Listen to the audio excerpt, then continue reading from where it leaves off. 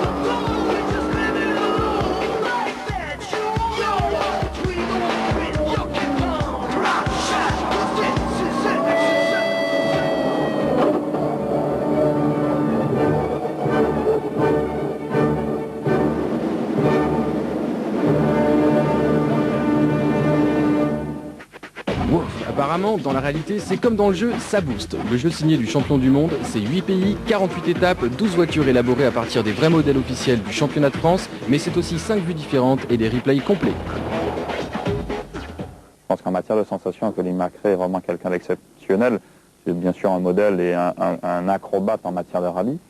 Enfin, je crois savoir que ce sont des caméras embarquées et ce sont toutes les idées que Colin McRae a pu donner pour élaborer ce jeu. Donc c'est exactement la réalité de ce qui se passe.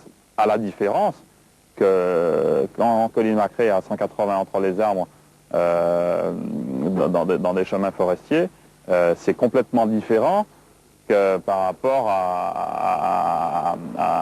au jeu virtuel où on est peut-être effectivement à 180 sur le tableau d'affichage, mais on reste quand même assis tranquillement derrière un fauteuil. Surface, pluie, boue, accident, tout cela est pris en compte dans les graphismes et la jouabilité. Cela influence le style de conduite que les pilotes doivent adopter. On peut y jouer à 2 sur PlayStation et jusqu'à 8 sur PC en réseau. Mais si on veut vraiment profiter sur PC, là ça devient une habitude, il faudra avoir une carte 3D. Et aujourd'hui, je crois, grâce aux progrès technologiques et techniques qui ont pu, de ces dernières années, on a aujourd'hui des jeux qui se rapprochent vraiment très très près de la réalité. Alors j'ai pas eu la chance d'y jouer régulièrement, mais enfin j'ai des amis qui sont accros, qui sont même tellement accros, qui sont maintenant connectés au réseau Internet et qui font des concours dans le monde entier pour essayer de battre des records entre eux. Et je trouve ça tout à fait exceptionnel et fabuleux. Le seul petit reproche que j'aurais à faire, enfin pas reproche, mais petite anecdote comme on en parlait tout à l'heure, ce serait lorsqu'on casse une voiture, qu'il y ait une petite décharge, enfin un petit quelque chose pour qu'on puisse sentir un petit peu le mal qu'on se fait et le mal qu'on fait à la voiture. Pour les sensations, le jeu est quand même compatible avec les manettes DualShock et c'est la première fois que les constructeurs acceptent que l'on salisse et détruise leurs engins, ce qui rajoute au réalisme. Codemasters a semble-t-il mis le paquet pour ce jeu qui va sans aucun doute devenir la nouvelle référence en matière de simulation de rallye. Simon Jean-Joseph avait l'air sceptique, réaction. Bon, mesdames et messieurs, bienvenue à bord. J'appuie sur la croix, allez, on y va. 4, 3, 2, 1.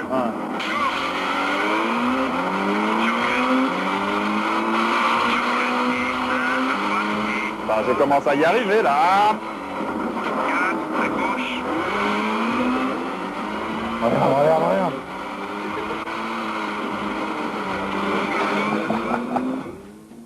Moi je trouve que c'est vachement bien quand même. Je veux dire, ce qui est intéressant, c'est que tu peux revoir ce que tu fais après derrière.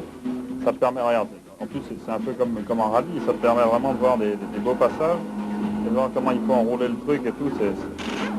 Enfin, en dehors des sensations qu'on n'a pas, du balancement de la voiture ou de la vision qu'on peut en avoir, en dehors de ça et bien sûr du fait qu'on ne ressente pas les bosses ou des choses comme ça se rapproche vraiment au freinage, à l'accélération en glisse, sur les terrains glissants, les terrains avec du grip, et c'est vraiment, je trouve que c'est exactement comme en course, hein, c'est pareil. La seule chose, c'est qu'on revient à dire encore, je reviens à dire qu'on n'a pas cette sensation d'être dans la voiture. Mais pour celui qui ne connaît pas le vrai rallye, il pourra avoir une très bonne approche de ce que c'est par rapport au jeu.